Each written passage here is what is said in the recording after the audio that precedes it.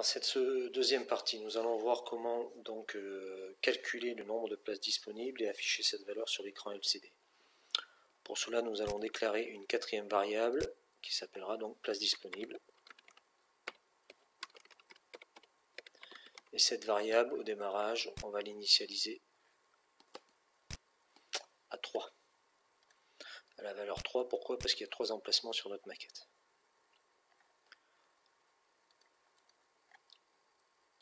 Donc, place disponible, et j'affecte la valeur 3 au démarrage. Ensuite, dans mon programme principal, c'est-à-dire dans la boucle répétée indéfiniment, je vais construire la formule de calcul qui va permettre donc d'indiquer le nombre de places disponibles en fonction de l'état de mes différents détecteurs.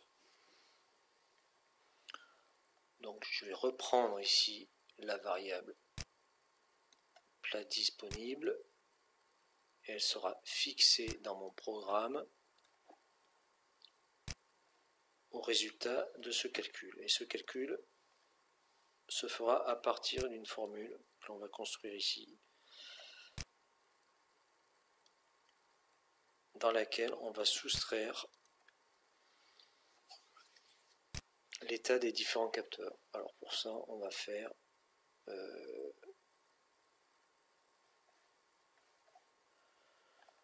je vais dans maths, oui c'est ça, maths. Voilà.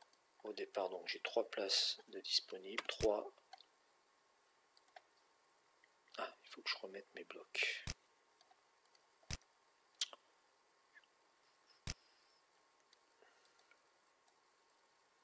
Voilà.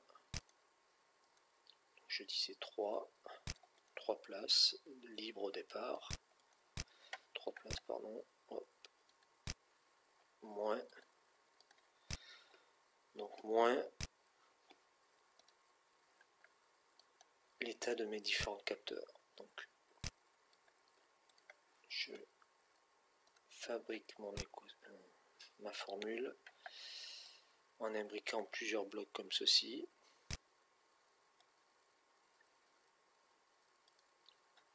Dans lequel donc je vais mettre en place à l'intérieur mes différentes variables.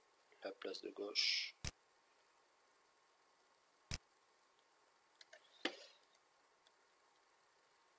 voilà, ici, la place du centre,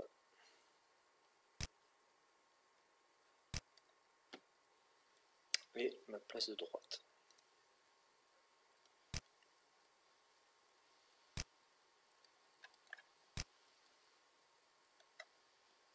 Comme ceci. Et sur mon écran LCD, je vais sélectionner la variable place disponible pour que cette valeur-là s'affiche sur l'écran. Donc j'aurai 3, moins, et là ici c'est comme si j'avais des parenthèses, et à l'intérieur j'ai le résultat de l'addition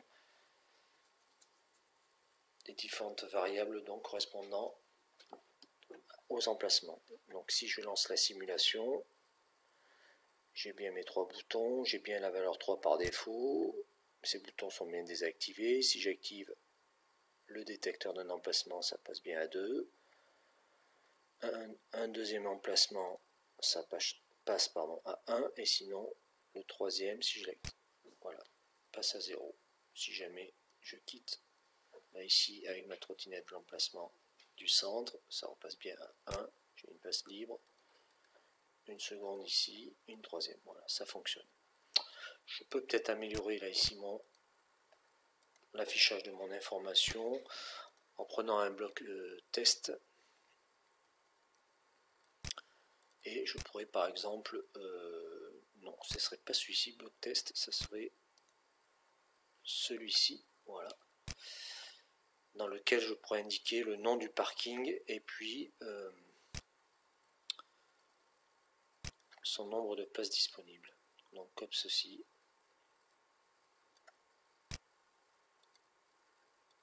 Bon, j'ai l'écran là ici, l'affichage qui lag un peu, c'est pour ça que c'est un peu long à faire là ici. Je vais mettre ce bloc là, je vais retirer un paramètre et là je vais placer un bloc test, celui-ci, et je vais l'appeler parking P1. parking 1, 2 points. Voilà. Et je vais donc relancer mon simulateur et voir ce que ça donne à l'affichage. Voilà, là c'est plus propre. Donc sur le parking 1, le nombre de places s'affiche en fonction de l'état des différents capteurs.